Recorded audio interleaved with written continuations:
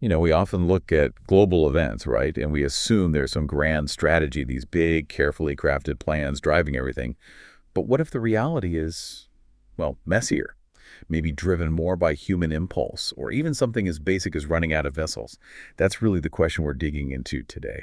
Welcome to the Deep Dive. This is where we take the information out there, try to sift through all the noise, and hopefully pull out those surprising insights that can help make sense of complex topics. Yeah. Today we're looking at the shifting landscape of global power, military readiness, political leadership, all through the, frankly, fascinating lens of retired Colonel Douglas Macgregor's observations. Exactly. And our goal here is really to unpack how events that seem totally separate, on the surface, might actually be connected by these very raw underlying forces, the kind of stuff that doesn't always make the 6 o'clock news.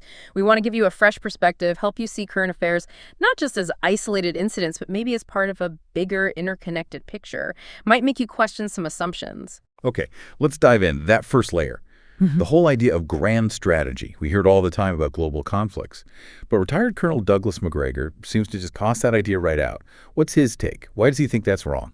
Well, yeah, it's pretty radical. Macgregor's view, a key insight really, is that what's happening now, it utterly lacks a clear strategy. There's no defined purpose, no clear end state in sight, according to him. He argues we're not watching some master plan unfold. It's more like a chaotic dance, highly reactive, impulsive leadership. He points to President Trump, for instance, describing him as extremely impulsive and very reactive. And he notes Trump is heavily influenced by people extraordinarily committed and devoted to the state of Israel and the international cause that backs the Israeli state. So it paints this picture of events driven by, immediate pressures, personal loyalties, not some long-term geopolitical chess game. Wow, okay. So not chess, something much more immediate, visceral, almost. If it's not grand strategy driving things, what does Macgregor see as the actual trigger, the tipping point in recent conflicts? What's the ground level reality? Right, this gets down to what he calls the brass tacks. He highlights a critical tipping point for Israel was facing severe, very practical shortages. We're talking cash and missiles. Think about the math, the really unsustainable math of using defensive missiles. He says every time you fire a missile at someone, somebody fires 2 or 3 missiles back. So you're always spending more to defend. Exactly. You're spending way more just to defend than the attacker is spending to attack. Yeah. That kind of rapid depletion, especially when you're on the defensive, it can't last. It's not sustainable. And that's not just an Israeli problem, is it? He points to the U.S., too. Oh, definitely. The strain on the U.S. arsenal is apparently very evident, too. Macgregor points out the U.S. Navy is very close to dipping too deeply into its own arsenal.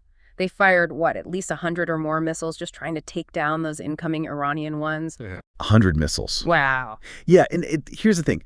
The U.S. only produces about 660 Patriot-like missiles per year. That's it.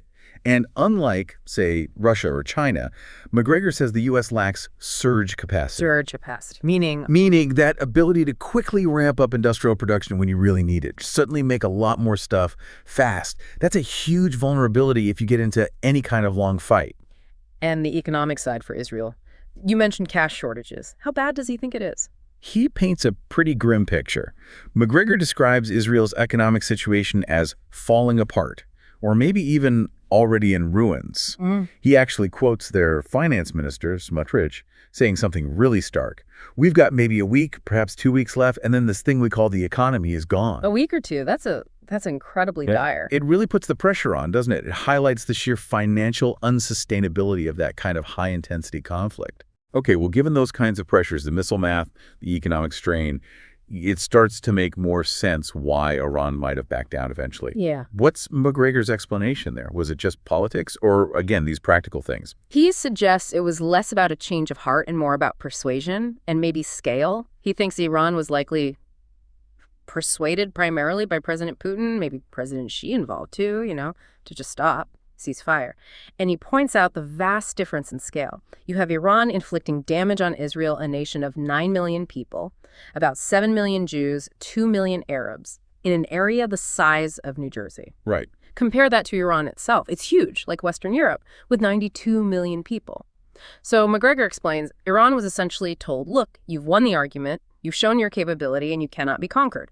They gave them a way out, a face-saving exit, without needing to push things further. So they made their point and got out. Pretty much. So Yeah. zooming out, Macgregor's emphasis is that this conflict, this war, is sputtering to a halt, not because of brilliant diplomacy or strategy. It's coming down to those brass tacks again, a fundamental lack of cash, a lack of weapons, just the very practical, almost mundane inability to keep fighting without the resources. That's a really powerful point, how basic realities like just running out of stuff can cut through all the political talk and posturing. Definitely makes you rethink the headlines. Okay, let's shift gears a bit, because another really puzzling area is the shifts in alliances, the rhetoric, especially around Donald Trump and NATO. That's been quite the roller coaster. No, absolutely. And Macgregor describes Trump's past attitude towards NATO as, well, perplexing. He reminds us how at one point Trump was moving away from NATO. He saw it as past its due date, even suggested it was just stirring up animosity towards Russia. Trump was questioning the whole alliance, seemed to see no value long-term in keeping it going. Right, I remember that. Lots of tension. Huge tension. But contrast that with what we've seen more recently. Suddenly you have NATO leaders like Secretary General Mark Rutte praising Donald Trump for being a visionary. They're talking about hitting a 5% of GDP target for defense spending. Macgregor points out this bizarre moment where Rutte even used terms like daddy, referring to Trump. It's a complete 180 from the past criticisms, where NATO countries often seemed reluctant to spend more. Well, it's quite something. Bizarre is one word for it. It feels almost like political theater. So from Macgregor's perspective, what explains this kind of dramatic flip-flop? Well, he really leans into the personality aspect here. Macgregor's assessment is that Trump suffers from an acute case of narcissistic personality disorder, or NPD. He argues Trump thrives on being worshipped. So the theory goes, people who want something from him have learned that you essentially worship at the altar of Donald Trump. Flattery becomes the currency, the key to getting his attention or support. That could explain a lot of the public posturing we're seeing. That's a psychological take on international relations. It is, and it raises serious questions about leadership stability, doesn't it? If a leader is primarily emotional, impulsive, and reactive, Macgregor argues they inherently lack the stability and certainty that statesmanship really needs, especially for a country with the global footprint of the U.S. That kind of unpredictability makes it incredibly difficult for both allies and adversaries to figure out what's coming next. So the policy shifts aren't based on some deep principle change. According to Macgregor, no. He argues Trump's changing views are not rooted in anything solid. They just reflect what suits him at the moment. And often, this leads him to align with what Macgregor calls the globalist clique that is governing the West. This is seen by some of Trump's original supporters as a huge betrayal.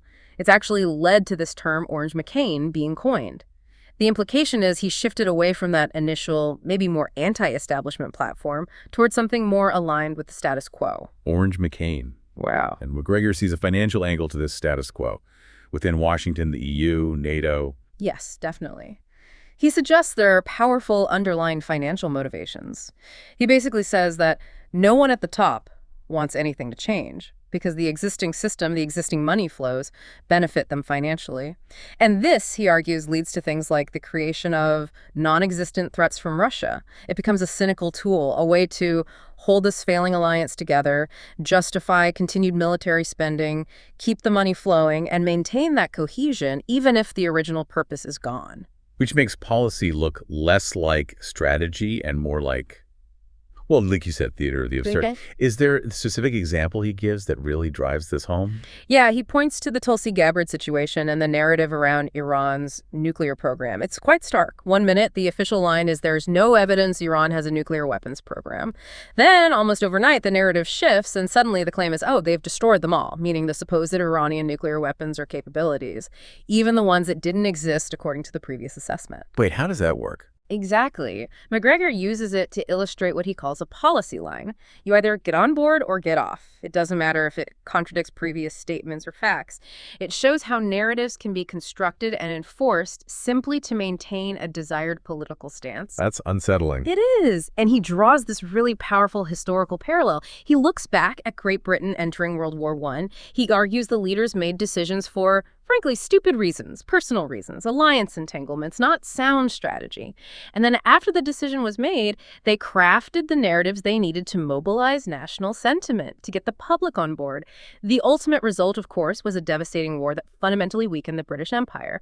His point is that this tendency to prioritize optics, to manufacture threats, to make decisions based on things other than clear-eyed reality, it's not new. It's a recurring pattern, and it can have absolutely devastating consequences. A very sobering parallel indeed. It feels like we keep stepping into these historical traps.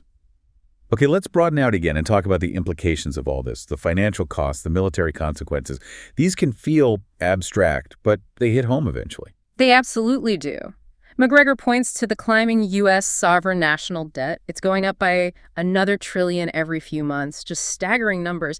And he sees a real lack of moral courage in Washington. Nobody wants to lead on any cuts in spending. Nobody wants to suggest austerity because, as he puts it, everything is for optics. It's all about appearances. Optics over substance. That's the argument.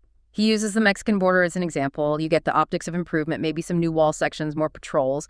But the reality, he claims, is that the drug trafficking, the human trafficking, it just continues largely uninterrupted through the legal ports of entry. It's this constant disconnect between the show and the reality on the ground. And amidst this debt and focus on optics, we're seeing massive spending on new defense plans. Everyone seems to be rearming. Yeah, that's another key point. You've got the EU launching this huge rearm program, something like 225 billion euros. Canada might get involved. Macgregor warns that this kind of festering rearmament, this buildup without a clear present danger, has historically led to, well, world wars. He sees this current push as not only redundant but dangerous. Its main purpose, in his view, to demonize Russia again and justify all that spending. He sees a very dangerous cycle spooling up. And this plays into the U.S. economy too, right? The arms sales. Oh, absolutely. Military equipment sales are hugely important economically for the U.S. It maintains assembly lines, keeps people employed, generates profits, which is why it becomes a real sore point, as Macgregor puts it, when allies, like maybe Canada, choose to buy European-built equipment instead of American products. It hits a nerve because it affects that key U.S. manufacturing sector. Okay, speaking of massive spending and maybe questionable defense ideas, this concept of a golden dome over North America, Canada's supposedly asked to pay $61 billion for it. What does that even sounds like sci-fi? It really does sound like sci-fi. First off, Macgregor clarifies that Israel's much smaller Iron Dome system is actually far, far less effective than advertised. It's not the magic shield people think it is. As for this golden dome over North America, he basically describes it as a warmed-over reiteration of the Strategic Defense Initiative, or SDI, Star Wars from the Reagan era. Ah, SDI. I remember that. Yeah, and Macgregor bluntly calls SDI a money pit. He says it didn't really achieve its strategic goals, but it did succeed in transferring billions and billions of dollars in wealth from taxpayers to the defense industry. So he thinks this golden dome is just SDI 2.0, another money pit. Pretty much. And he raises the basic question of feasibility. He asserts the technology just isn't there. You can't build force fields like in Star Trek. He emphasizes a fundamental military reality. Any defensive system can be overwhelmed in time by an opponent's missiles. If the attacker throws enough stuff at it, eventually things get through. He has historical examples. He does. He points to World War II. The Allies lost something like 18,000 bombers trying to penetrate German air defenses over the course of the war. 18,000. It shows that even sophisticated defenses can be overcome, just at immense cost. So what's the point of trying to build something like a golden dome then, if it can be overwhelmed? Well, this gets into the really dangerous territory of strategic stability. The whole idea of mutual assured destruction, or MAD, which has arguably kept the nuclear peace, relies on both sides knowing they can be destroyed. If you create the illusion that one side might be invulnerable, that they have this impenetrable shield, what does the other side do? Macgregor suggests they might just double down on building even more offensive missiles to guarantee they can overwhelm the shield. Making the whole defensive effort pointless from a security standpoint. Exactly. Pointless for actual security, he argues, but potentially highly profitable for members of Congress who get donations and campaign support, and for corporate shareholders in the defense industry. It's a cycle that, he warns, prioritizes profit over genuine peace or security. That is a lot to digest.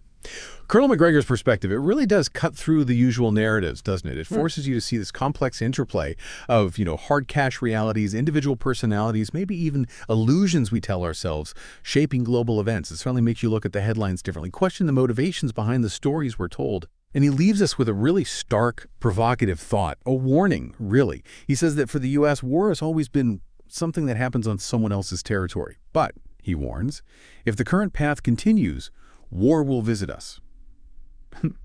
Something to really think about. What does this deeper understanding, this alternative perspective, mean for how you view what's happening in the world? Thank you for joining us for this deep dive today.